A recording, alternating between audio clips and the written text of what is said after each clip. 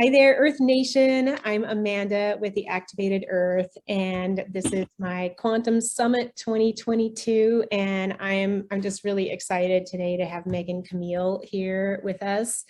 And I know that there are probably a lot of questions out there around what she is really good at, which is making money.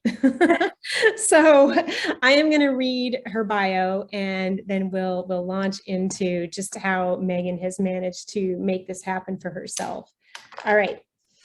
Megan Camille is an intuitive business consultant for entrepreneurs, business owners, and CEOs. She helps them grow their businesses to 6 and 7 figures and also enjoy the freedom they were promised when they got started in entrepreneurship in the first place. Megan has been psychic her whole life. She had her first public recognition in the city newspaper at 15 and started doing psychic readings for businesswomen during early adulthood. After building 2 wildly successful businesses, having no knowledge or experience, and using only her intuition, she realized there was something special going on here. And that's when she built her 3rd business of intuitive business consulting. Megan has helped her clients double and even triple their income by using both the energetic and the strategic side to business, so her clients can have confidence in what their next steps are. But the one thing Megan loves more than entrepreneurship is her beautiful family.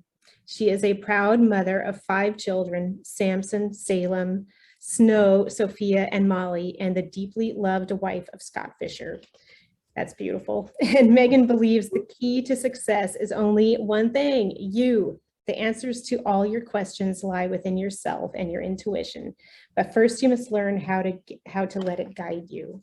So I would love to start with the wildly successful businesses. I'm aware of what they are, and I would just love if you could give a backstory here on what those were, how they evolved, what changed, why you maybe let them go, or maybe they let you go. If you could go into that a little bit.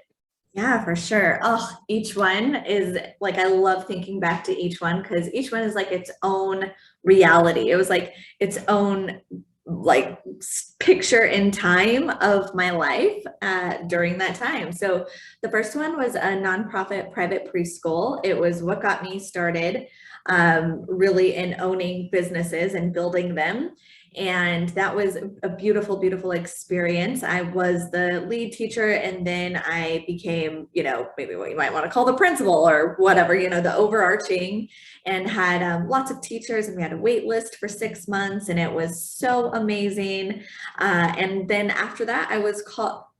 After that happened because I was called to do something else. And so I let that one go and moved into sales. I actually was starting first with intuitive readings for businesses, but was really passionate about sales. So I built a sales agency. Mainly because I was awesome at sales. I enjoyed doing sales, but I quickly learned that I did not enjoy the middleman between, let's say, the CEO and the sales reps, or what I refer to as enrollment coaches. Wasn't very enjoyable. But it was extremely successful. And had I been maybe more motivated by only the money, but not time and joy, I would have stayed because it was fantastic money, but not fulfilling. And so my next calling was intuitive business consulting, which is what I do now. And it's just an absolute passion. But I've also co-founded the Sophia Mystery School with Michelle Lee, who just so happens to be my mom. And that's where we talk deep, deep, deep about energetics, quantum leaping, timeline shifting, all of the tools that I actually use in business. I'm a great strategist and I love systems, but I know that the way that those strategies and systems work is through the energetics, which is timeline shifting, quantum leaping, all of those magical words. Yeah, I love those magical words. I was wondering if, especially with the second business, with the sales business, I know that you had some other things going on in your life at that time. And I was wondering if you picked up any key lessons for you know, perhaps like the business end of it, it let you, I think it let you go this time, but with that one, it sort of let you go. I'm wondering if you learned anything with the repeated pattern of being able to build a business. What does it take to lose a business? You know, what happens? What is happening when you've got something good going on and all of a sudden it's gone? Yeah, I think that's a really great question because letting go of something is oftentimes much harder than actually building it. The building it, right? There's the excitement, the I can't wait to see what is created from here, and really recognizing an ending. We can look at sometimes as it feels like we're losing something. Maybe I failed. Now, it was a very conscious decision to let this go because I was working 12, 13-hour days. I was a single mom to 2 kids. And there was such a misery that came with it. And this is really where, you know, I talk about entrepreneurs thinking just because they're getting into business, they're going to be their own boss. They're going to have time and joy, freedom. And it just isn't true, because if we have programs that is, I have to work hard for money, or this is what it looks like to earn money, and then we go and build a business, now we've just created our own cage with the same programming that we once were. So stepping away from a business, I say that one anyway was far more challenging than building a business, because I had put some identity into it, right? Well, who am I if I'm not running this fantastic business? Who am I if I'm not making that kind of money? Who am I if I have to go tell these people, hey, I don't want to do this anymore, and what might they think of me? So that was one of my biggest growths. Also, what allowed me to do it was knowing that I could always start over. I had already built 2 businesses to multiple 6 figures from scratch. There was no thinking that I couldn't do it later. Now, of course, there was a part of me that would just kind of wanted to hide, right? And I did. I took a 9-month sabbatical and just reestablished what it was that I truly desired, and recognizing after having that kind of income, what truly mattered to me, which was my spirituality. It was the freedom to practice my spirituality whenever I chose, and definitely joy. Nice. What I'm hearing are all of the things that can get in your way, like thinking it should be challenging, or wondering what people might think of you if you choose yourself, and then successfully moving into the creativity is choosing yourself. That's wonderful. I'd like to backtrack for a second, and because you said timeline shifting, and that is something that is definitely I feel like is a big deal in working in the quantum energy. And I was wondering if you could describe what that means and how do you do that? Yeah, timeline shifting is, some people interchange it. Quantum leaping, timeline shifting, very, very, very similar. It's going from, now when I see the quantum grid, which is where I go and I do the work that then I deliver the message either to myself or a client. When I'm in the quantum field, I see the grid and there's endless potentials. Okay, so, and now it is quantum, so it isn't linear. And the way I describe it sounds more linear than it looks, but it's easier to describe for our humanness this way. So if you could just imagine seeing the quantum field, and there's like lanes, right? Endless lanes, so many that we couldn't put a word on them. It's every potential reality that I say potential for us to consciously experience, because they're already happening, right? They're totally already happening. It's which one do we want to consciously choose to go and experience? And so timeline shifting is going from one where we currently are to one of the potentials where we are not consciously, right? There's an aspect of us there, but this aspect that we're talking about right here doesn't know that until we know it. And so all of those timelines are up for grabs, truly any timeline. Our goal is actually to be on our ideal timeline. And this is kind of where destiny and free will, free choice meet. And we do have a destiny. And I actually refer to that as an ideal timeline because destiny suggests that we will somehow end up there no matter what. And that just isn't true. We have free will, free choice. We could not choose our highest path and purpose, right? And so the work that I do is I help people move from one timeline through micro energetic adjustments into their ideal timeline. And the way that that happens is through energetic alignment, integration of all selves, but especially the trauma bound ones, and then activation of our higher selves. So that coming together allows for a quantum shift. Most people choose small micro adjustments. Some people choose quantum leaps. I'm a quantum leap kind of gal. I can withstand the pressure. I can withstand the chaos and not fall apart and really enjoy the process. Some people are incremental, right? Like they go from this and it's like 1 degree difference until they're there. Neither one is better than the other. It really depends upon your choice. So this sounds like it should be really easy. And I was wondering, do you think that it actually is easy? And if that's true, why are so many of us in lack? Yeah, it is easy. It is not effortless. So if we're looking for easy, then we're going to be super disappointed. Like if we're just going, or I'm sorry, if we're looking for effortless, we're going to be super disappointed.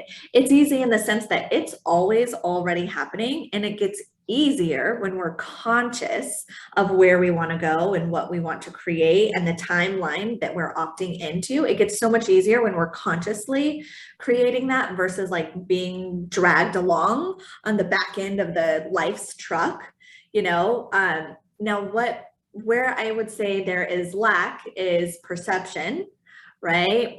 People are perceiving lack, and so it's what they're experiencing, and really an enjoyment of arguing for one's limitations, right? Because it's familiar, and it also takes us out of the driver's seat. If I could just say, well, it's not really working for me, it's super hard, my outside world isn't actually reflecting what I think it should, then we can stay in, hey, I just can't do anything about it. I tried, right? And it actually keeps us out of responsibility of our truly infinite, intelligent, given responsibility of choosing the reality. So I say it's definitely easy.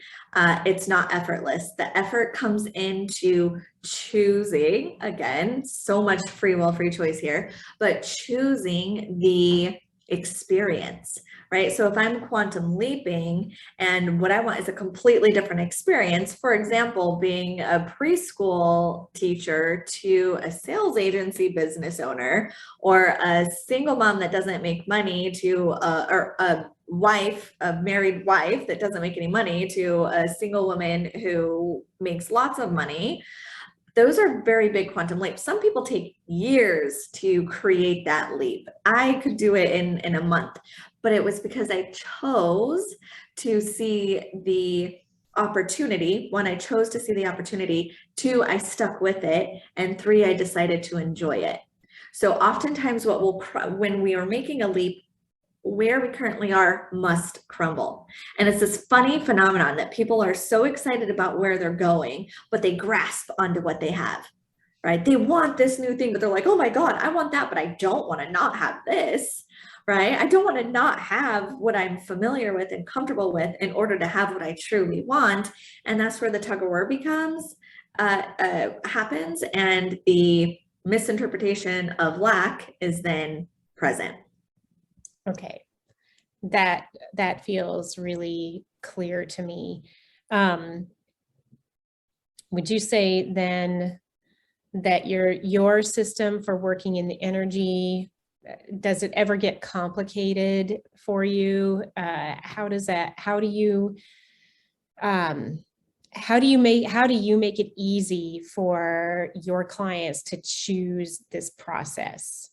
Yeah. Well, I don't make it easy. I certainly like give the steps, right? But it's totally on them to get to opt into it. They get to, but will they is totally up to them. There's obviously very clear steps to take, and it is the truly the only part that I see is most challenging for people is staying in alignment with joy, ease, grace, bliss, pleasure, right? So it's going to happen no matter what. You're going to be shifting timelines.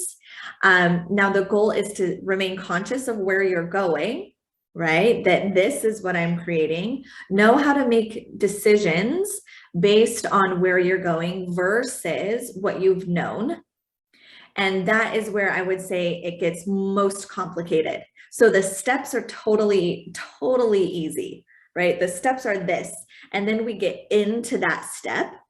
And what can come over us is logic, humanness, our ego really wanting to argue it, disbelief, demanding of proof, all of these things that really stop the process, as opposed to just saying, hey, I'm in it for the ride. I'm willing. And it is a willingness to quote unquote lose. Now, every octave, because eventually we get into an octave where there is no loss. There is no loss whatsoever. Nothing could be a mistake. Nothing could be a loss. But until we get to that octave, it is a surrendering to being able to risk losing. So and there's just so much to it, right? Because it's quantum. It isn't linear. But when we get in there, there is a new layer in every single octave. So for example, one octave is if you're in lots of anger or victim or feeling not done right by, then your up level is going to be forgiveness. If you're already in forgiveness, your up level is to know that there is nothing to forgive, right? And these sort of energetic shifts of, okay, I choose no longer this anger, but instead forgiveness is a higher vibration, takes you, creates a shift in the timeline that you're in, puts you in a new timeline. When you can move from forgiveness, which is still righteous, right? Look at me, I can forgive somebody like you. If we can move into, oh, there is nothing to forgive, you are just as I needed you to be. Now we've shifted to a new timeline. And pretty much everybody's ideal timeline is going to be a higher vibrating version of them. And how we do that is through those kind of shifts that I just gave an example of. Right, right. It sounds like that it's going to be different for everybody, but there is also a little bit of a template going on there. Is that true? Yes, because everyone's overarching soul theme. So what your soul is here to evolve into is different. But right, because someone may come to really learn to trust themselves. Others may really come here to learn love. And so let's say if it is unconditional love, without a doubt in that trajectory, there's going to be forgiveness, right? And without a doubt, in that trajectory is going to learn that there's nothing to forgive, right? So the evolution is similar, but the overarching themes are different. And then I wasn't sure if I actually answered the question. What makes it hard is resisting the next up level, right? So going from anger to forgiveness, because people want to feel dignified in their anger, right? Okay, but then they move to forgiveness and they're like, oh, this feels so much better than being dignified and angry. But here you are still in self-righteousness, saying that they needed forgiven, right? That they did something wrong. So when we dissolve that illusion that all things belong, then there's this next piece. But most people get tied up in that transition from one octave to another or one timeline to another because we have a belief system. Well, no, they do have something to be forgiven, right? So then we become like stuck on arguing that I am good because I forgave, instead of, oh, there was nothing to forgive. You are good. I am good. All is good. what does that mean that there's nothing to forgive? Can we dive into that?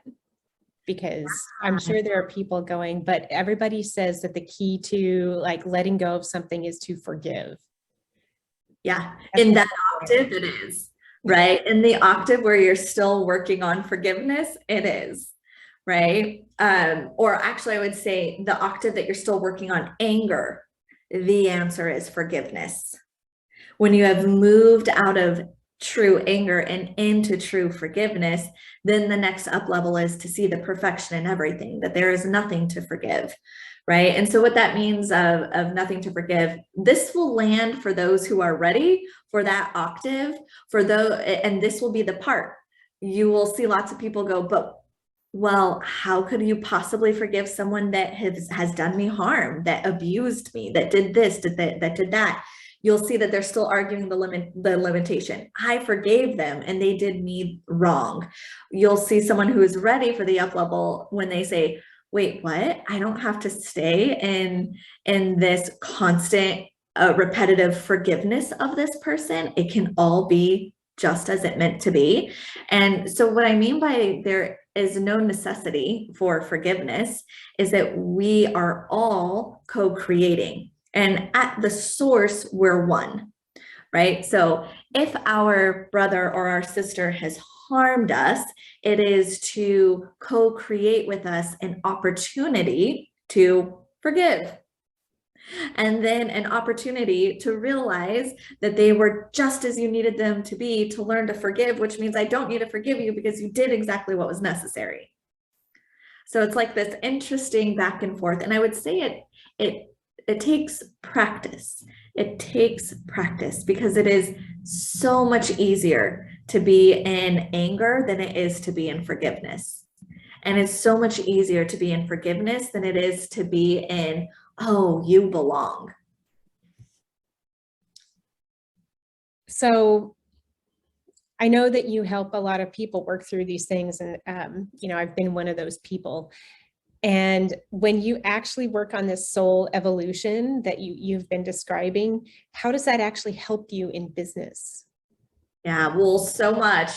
One, you're any octave that you are integrating, right? So when we're in an octave, we're doing healing. When we've integrated, we now activate the next octave. Everything that we're doing there puts us in alignment with more flow.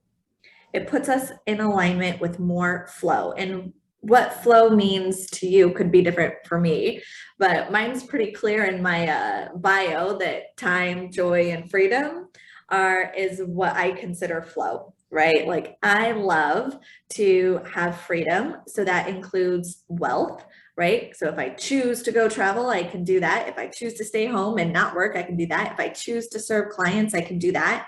That's the freedom, the joy in each of those experiences, and the time with my family, the time to do self-care, time with my clients, basically me having dominion over that. So for me to be in flow is to be able to experience all those things whenever I choose. And the work of integration, of healing, integration, and activation puts me in the clear, I'm seeing like this opening to receive flow, right? Now, if we apply that in business, the reason why I love business is because it's very quantifiable, right? We can use what we're talking about here and apply it to business and see whether we are executing or mastering it or not. And because business shows that we have actual quantifiable examples of clients or products sold or money made or team growing or impact, right? There's ways that we can actually quantify it. And so that's why I love it in business. And how it helps is when I am a better version of me, I run better business. When I'm a better version of me, I receive better amounts of money. Okay, that's pretty clear. Would you say that is the key to how you've managed to reproduce these wildly successful businesses? I would say that it is the intuition the intuition that has allowed that, right? And so the intuition is what helps me through those moments where people often get stuck in arguing with the limitations, right? I'd rather be in anger than forgiveness.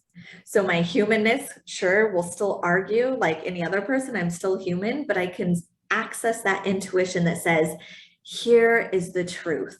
And so I follow that intuition. And then I am delivered into forgiveness.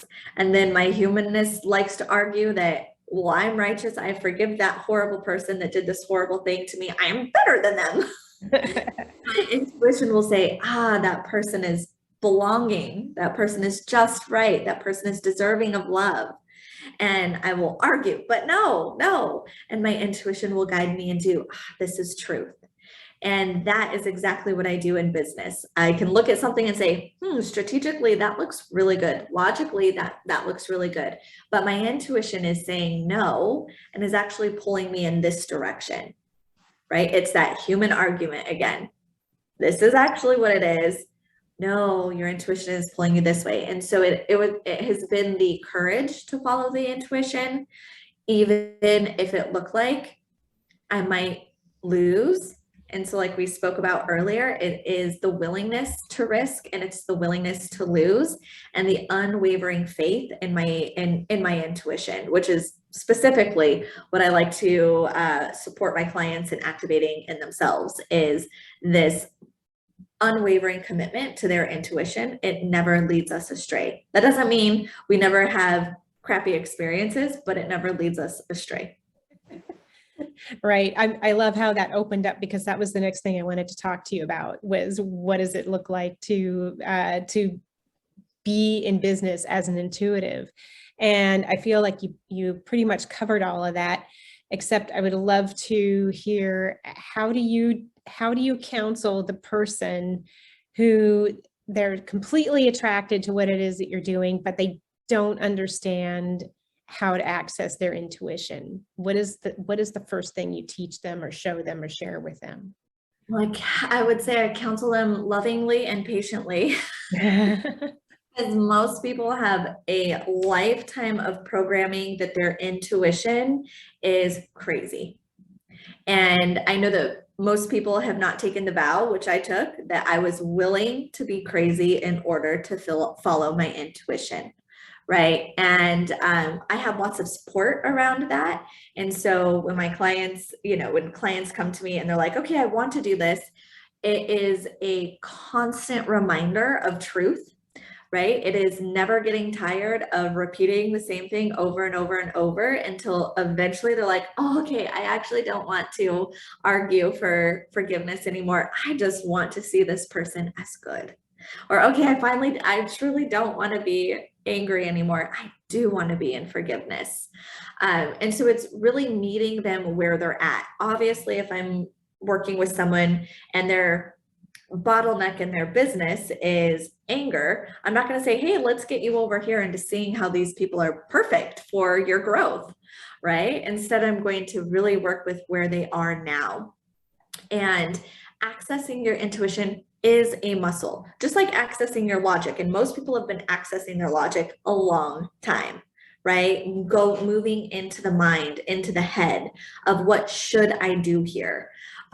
So the more that we work the intuition, the easier it gets to follow that. But just like going to the gym, right? You're not going to do it overnight. And just because you hire a trainer doesn't mean now you're thin and toned, right? It takes the committed effort. And why I think it's really important for people to have a mentor is because of those moments it's very, very uncomfortable, right? And the reassurance that, oh yeah, you're in the chaos and hey, it's okay. The chaos actually can't last, right? There's always chaos before new order, but that's where most people need the support, is during the chaos. Yeah. Can you give me an example of a time where you did follow your intuition, where logically and strategically maybe it didn't make sense and it was absolutely the right thing to do? Yes, yes. No, I think that's actually an easier example that actually takes away why most people don't follow their intuition is when we follow our intuition, it doesn't turn out the way that we thought it would. We'll get to that. Yeah, because is honestly, there's lots in that, and people are, and so that story has people thinking, oh, that's how it should look, right? But both are intuitive. And I mean, the first time was, gosh, leaving a marriage that was unsatisfying and unfulfilling with no business experience and no work experience. And two little children. I had a toddler and a breastfeeding baby, and choosing to build a business. And just now, I loved my bliss or my ignorance then because it was bliss. It was like, I'm a good person. Of course, this will work out for me. And that really isn't why it worked out. It worked out because I followed my intuition and I didn't actually know how illogical and irresponsible those decisions were. Instead, I just went full forward with my intuition and ended up building a fantastic six-figure business that I loved being in every single day. Now, had I had maybe a little more life experience, maybe I wouldn't have made those decisions, right? I would have actually leaned on my logic and said, well, that doesn't make sense. I should wait until my kids are a little older, or I should go and get a job first and start making some money. Maybe I should go get a degree and stay in this marriage a little bit longer until I have something that can actually make me money, right? So I think the further along in life we go, we start developing these shoulds and responsible ways of being that hold us back. So I was still just going for the intuition there, and thank goodness I did, because then I had that as proof of, oh, I could do that again, and I've done it every time. Now I'm great at business strategy, but that's because I wasn't, and I followed my intuition. So you learned. Yeah. I would love to go back to that other comment that you made, because that's a common thread, in my life. I follow my intuition and it doesn't work out. There are all kinds of times where I jumped in. I did a similar thing like what you did, and I followed my intuition and started a business with zero money and all kinds of debt. And now it's like been the best thing that I've ever done financially for myself. But there are other aspects that it happens to all of us. Like, what does that mean then when you do follow your intuition and you receive something, I guess that you could call it challenging or not really what you thought you wanted? What is going on when that happens? Yeah, it means that your interpretation is aligned with illusion. Intuition always guides us correctly. It can't not. Intuition is the language of source. It's the language of infinite intelligence, or God, whatever you may call it. God, infinite intelligence, could never, would not only would never, but could never lead us in a way that is away from our highest good or what is best for us. So when we follow our intuition and it didn't work out, and we say, oh, I followed my intuition and it didn't work out, we just have skewed interpretation. We are aligning with illusion, which is this didn't work out. So there is a difference between your higher self perspective and what your humanness thinks it should look like.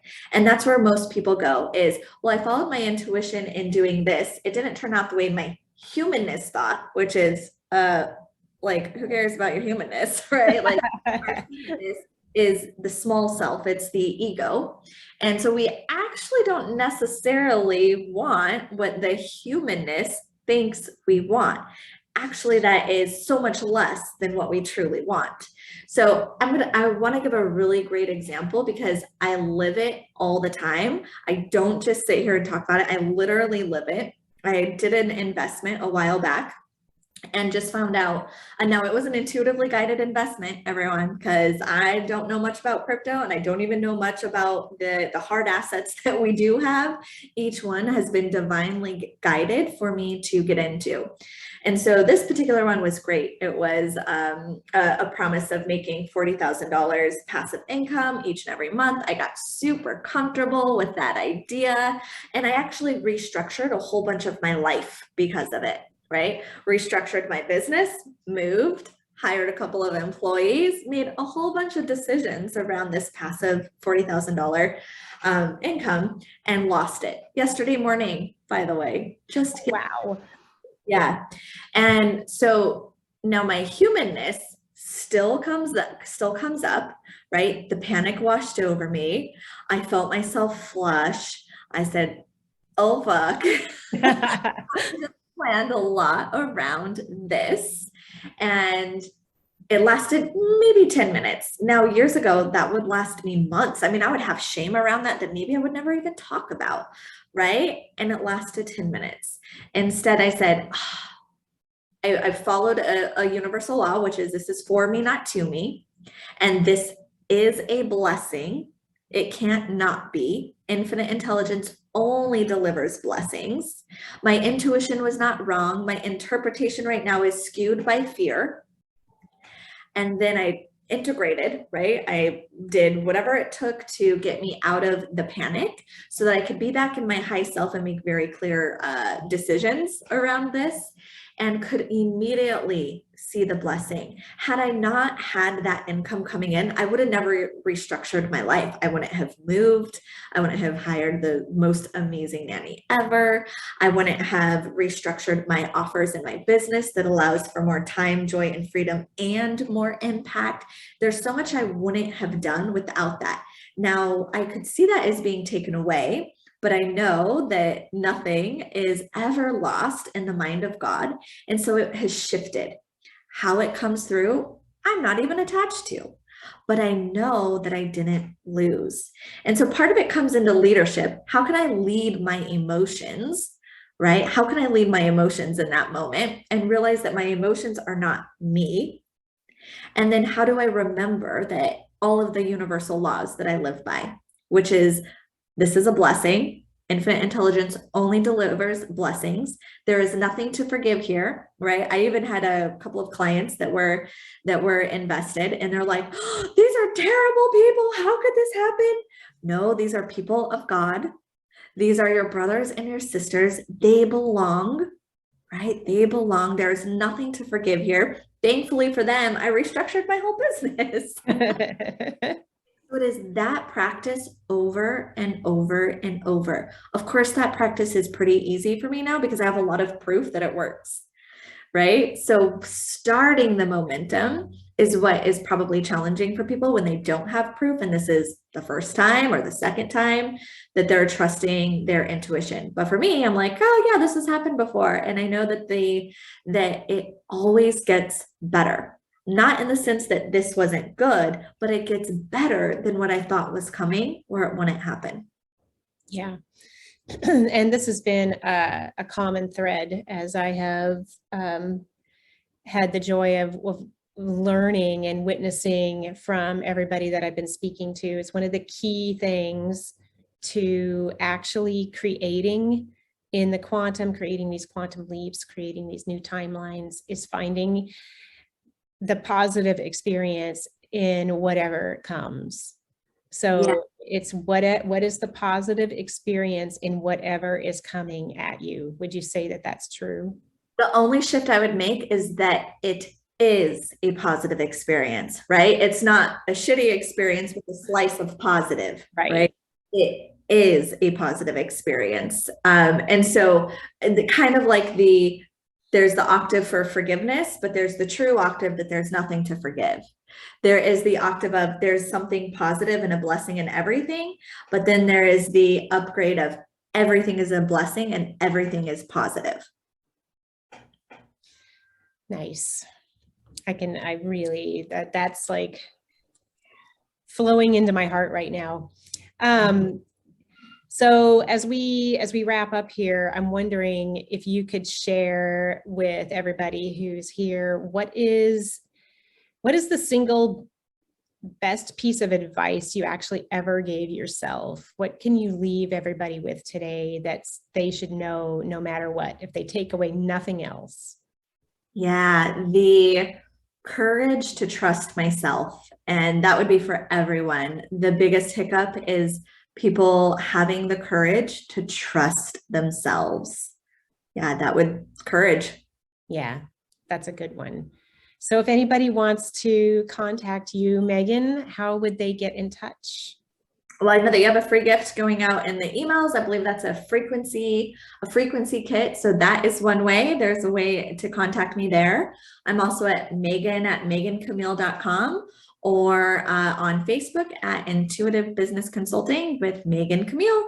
Yay. And you also have I know you have it because I signed up for it.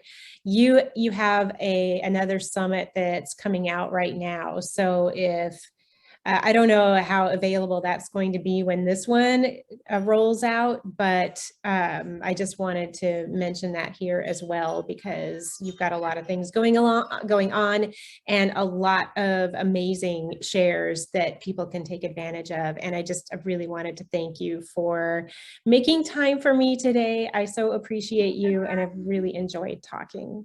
Thank you. I'm so happy to be here. Love having conversations with you, and thanks for inviting me. You're welcome. Thank you so much.